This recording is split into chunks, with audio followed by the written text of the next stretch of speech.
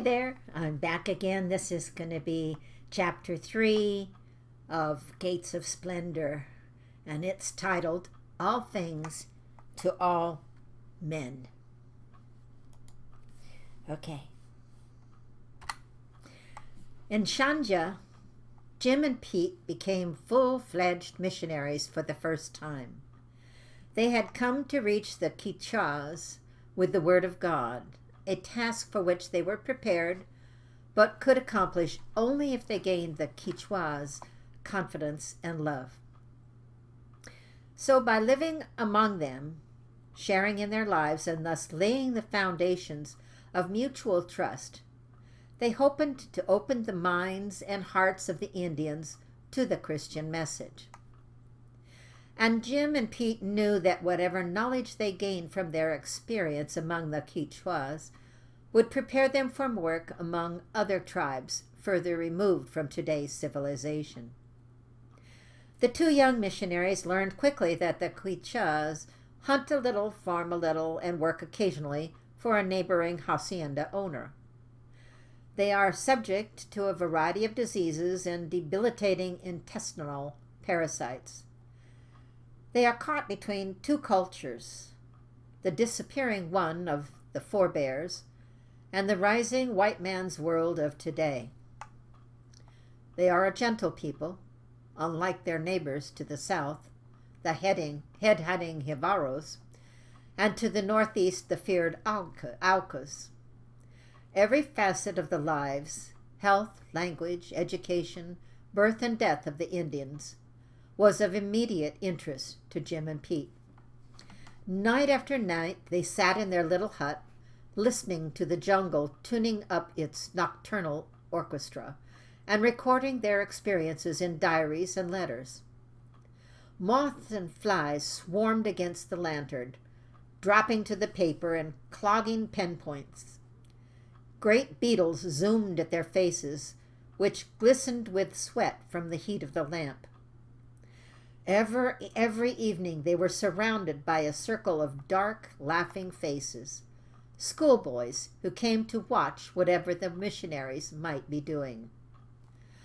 "Don't white people ever get tired of paper?" said one to Dr. Tidmarsh in Quichua.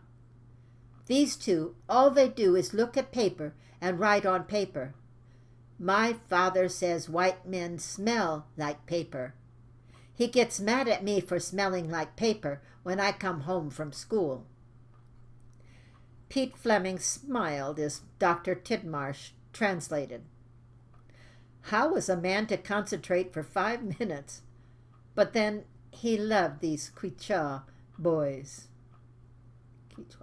This is what he had bargained for. This is why he had renounced the solitude and silence for study, which had been his pleasure before. I was by this time in the western jungle of Ecuador, and Jim kept in touch with me as frequently as jungle mail service would permit. Soon after he reached Shandia, he wrote, "Days begin at 6 a.m. with the swooshing of the gas stove on which Dr. Tidmarsh heats his shaving water. The box we use for a washstand sits on the corner of the front porch, and the drain is over the wall, where you aim the basin at a ditch which runs right around the house. Breakfast, usually consisting of a bowl or two of banana soup or ground corn, a fresh banana, and a cup of coffee, has so far been interrupted at 7:15 each morning to make radio contact with the other mission stations of the region. At mealtime, we speak only in Spanish. Breakfast is followed by a reading of Daniel in Spanish and morning prayer. So far, my mornings have been consumed in watching the doctor do medical work, studying or making some gadget to bring things to a little better state for comfort, and interspersed with visits to the airstrip to see if the men are working. Today, as a herd of wild pigs upriver sent most of them scurrying to the hunt, they were only a dozen or so working. They had arrived at that part of the strip which was planted in patches of plantain, a tropical fruit, cooking cousin of the banana, and they were loath to cut them down. I helped them push over the trees to get them started. It's like destroying food to them, and it hurts me a little too. But there are other plantains, and no other airstrips. Our room is exceedingly pleasant. A huge window looks out on a beautiful view. Door is monk's cloth curtain between our room and the living room. 2 throw rugs and the 2 aluminum chairs make the place look very civilized, and the Indian Vernacio sweeps it daily to clean out the mud and dead cockroaches. Old Vernacio, a typical Quichua, was Dr. Tidmarsh's right-hand man. He dresses as the white man does, in ordinary pants and shirt, his parents having years ago left the old costume of the Quichuas, the Kushma. Travel on jungle trails, sometimes in knee-deep mud, makes shoes an absurdity for him, though a few others wear them on special occasions as a sign of prestige.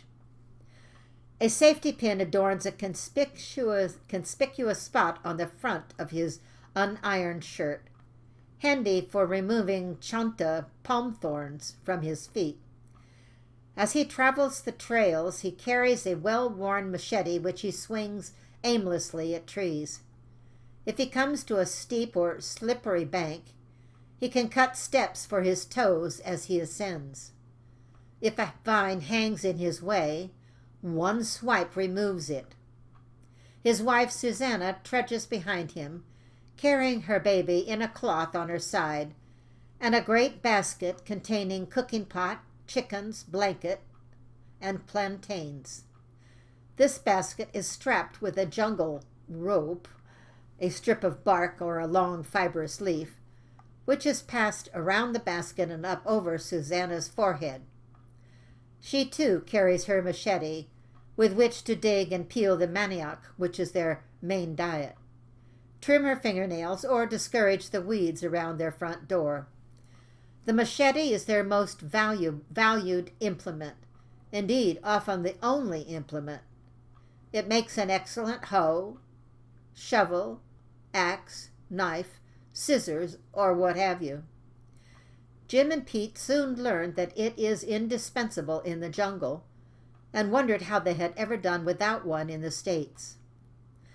Venancio spends much of his time making small baskets for storing eggs, trumpet-shaped traps and nets for scooping fish, woven sieves, and monkey skin drums.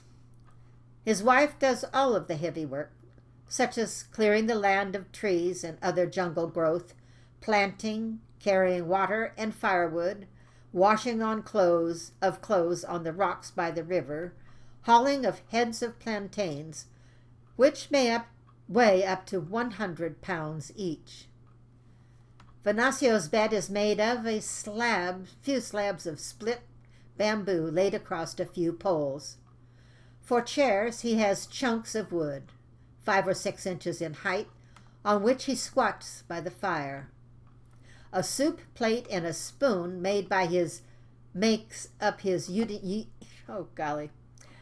A soup plate and spoon make up his eating utensils, and he uses half gourds for drinking, along with the clay bowls. The staple food of Venancio and his fellow tribesmen is a drink known as chicha.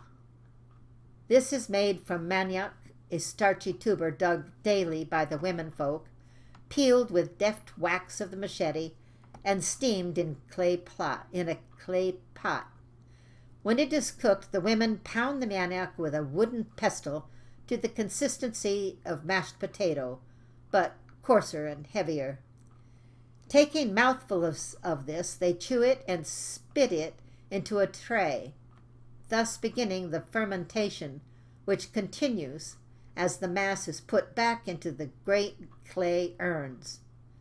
It is left for a day or two, or even a week, if strong chica is desired.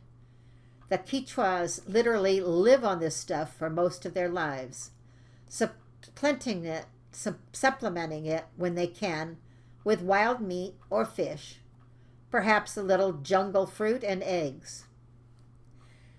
Day by day, in their observation of the Indians as individuals and in a group, Jim and Pete learned to fit themselves into this new fabric of living.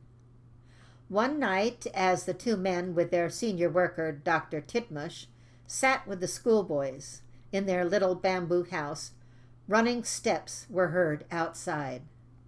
Doctor, Chang Jichu, are you there? Iku, Kiu, come in. My sister-in-law is dying. This in Quechua may mean anything from a headache to a snake bite. If one is in excellent health, he is living. Otherwise, he is dying. What is the matter with your sister-in-law? She is causing a child to be born. Will you come? Unless there is some complication, the missionary is not usually called to attend a delivery. But Dr. Tidmarsh knew that in this case the woman had lost 5 babies. He was a doctor of philosophy, not a medical doctor, although he had studied homeopathy. So he collected the simple equipment he had for such emergencies and with Pete started down the river. Venancio, serving as guide, plunged ahead in the darkness while they swung their flashlights to try to augment the little circle of light they threw on the muddy trail. The Talac River, a shallow stream perhaps 50 feet wide, had to be crossed 2 or 3 times. And finally the house was reached, a rectangular building constructed of split bamboo and palm leaf roof, woven beautifully and evenly. As they entered the narrow doorway, stepping over a low sill, designed to discourage pigs and chickens, they could see several fires glowing dimly through the smoke that always filled the house and incidentally acts as a preservative for the roof leaf, coating it with tar that resists insects. In one corner sat a man weaving a string fishing net. Another sawed away on a homemade violin. The woman was lying on a bamboo board, Pete wrote later in his diary, partly shielded from public view by 2 loosely hung blankets, and was attended by the midwife. Gradually all became dark. The smoldering fires died to embers, and the families went to their boards for the night.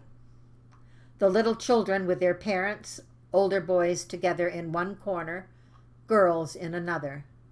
They gave Tidmarsh and me a bed, and we laid down, as there was no sign of the baby's arrival. Labor pains still 7 minutes apart. As the bamboo had none of the usually associated attributes of flexibility, which it has in the minds of many, and as our shoes and pants were still wet from walking in the river, we soon chilled, and later rose and sat on a small log seats around a smoky fire, which refused to stay alight. In company of 2 mangy, skeleton-ribbed dogs, we sat listening to the whine of the crickets, the strange goose-like honking of the tree toads, the occasional waking cry of a child, the creaking of the bamboo as someone rolled over, and the periodic moans of the woman, which rose shrilly to a short scream. Gradually, as the pains increased and intensified, the girl rose to her knees and reached for the vine rope which hung from the ceiling above, intertwining her hands in the rope and lifting her body when the pains came. For me, those small brown hands held high over the head and the arms lined with taut tendons communicated something of the simplicity and yet binding custom of their means of giving birth. After she had passed the water, the pains waned, and finally the baby began to descend. The midwife gave a word, everybody woke up and moved sleepily to the corner and stood peering over the curtains. Privacy is a word and concept unknown. They prepared a drink for the mother by scraping the claw of a sloth and mixing the powder with water. I think this is supposed to hasten the arrival of the baby. Venancio, our cook, then stepped inside, grasped the girl by the shoulders and began shaking her violently, which he continued to do until the baby arrived, dropping half onto the banana leaves, half on the earthen floor. A tiny white frail thing attached to an intestine-like cord, motionless in the flickering kerosene light. It barked a couple of times, sputtered, and cried, then adopted normal breathing. Tidmarsh stepped in to tie off the cord, and the midwife cut it with the sharp edge of a bamboo stick. The midwife then took the baby, took a mouthful of water from an iron pot, and spat it out over the baby, thus washing it. Then, wrapping it in an old dirty cloth and tying it with a woman's embroidered belt, she handed it to a small naked child, who trotted across the floor with it.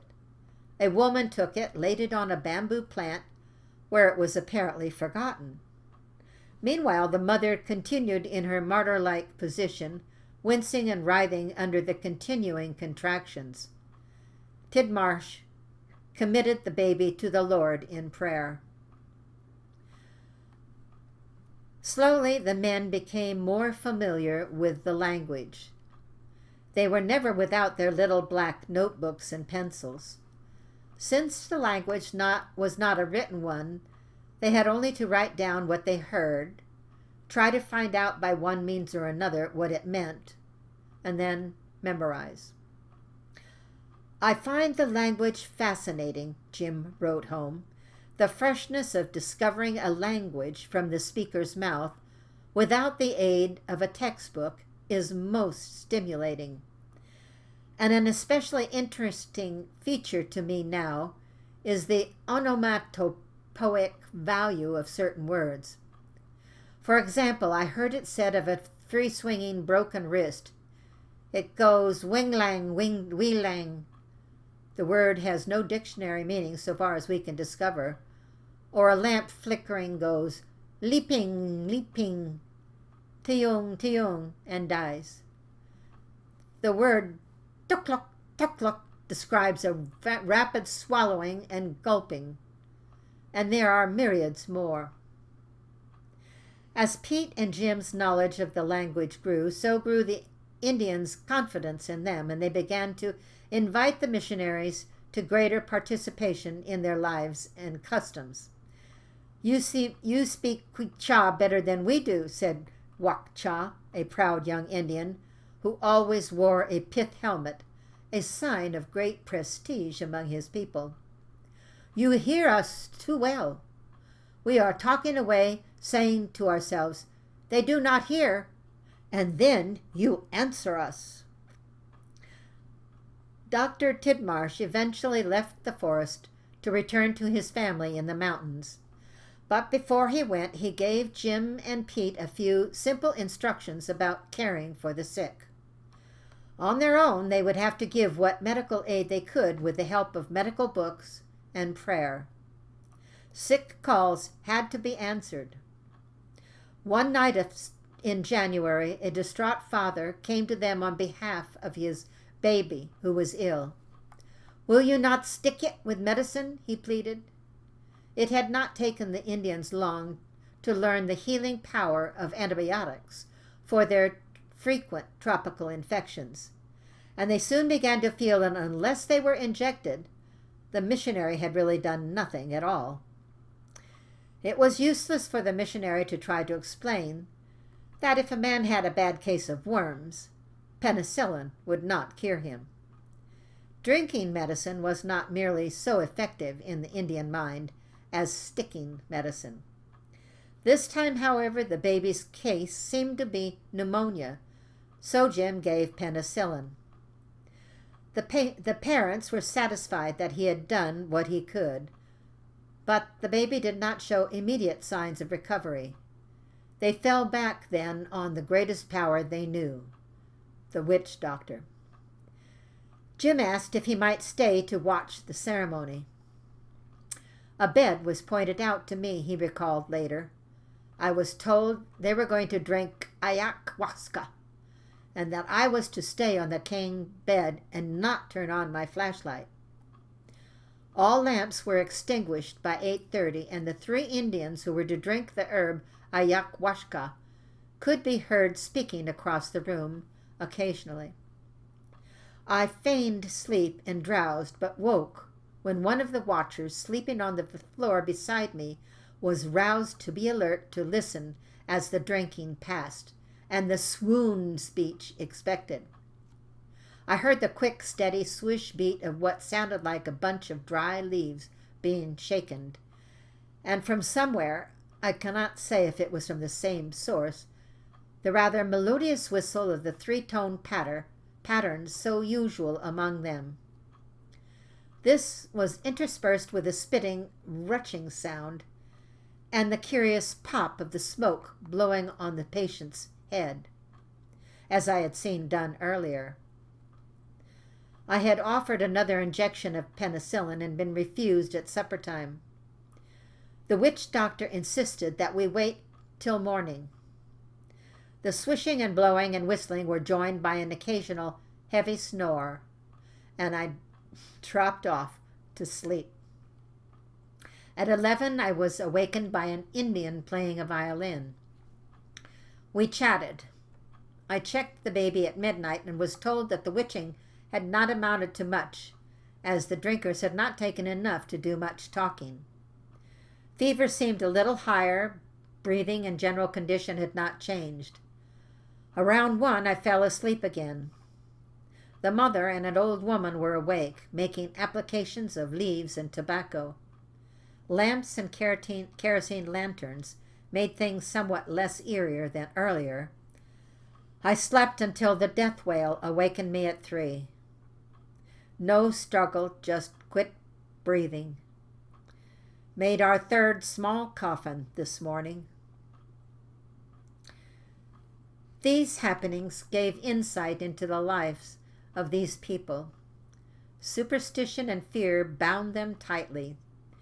Would the New Testament answer the longings of the Quichua for freedom from fear, peace of heart, deliverance from evil spirits? The missionaries prayed and discussed these problems, but still they felt themselves foreigners, felt that they would always be foreigners. The Indian himself must be the answer. He must learn the scriptures, be taught, and in turn teach his own people. To this end, Pete and Jin reopened the missionary school at Chandra that Dr. Tidmarsh had been forced to close. Here, in a one-room schoolhouse, the youngsters of the community were taught to read and write, so that ultimately they could read the scriptures for themselves. But there were others, Indians who had as yet never had one chance to hear the story which these children listened to daily. Would God send Jim and Pete to take the message to the Aucas? The thought scares me at times, wrote Pete, but I am ready. We have believed God for miracles, and this may include the Aucas. It has got to be by miracles in response to faith. No lesser expedient is a shortcut. Oh God, guide. That's the end of chapter 3. Thank you. I hope you can feel what these men are going through. I'm sure that they are going through a lot. Thank you for watching.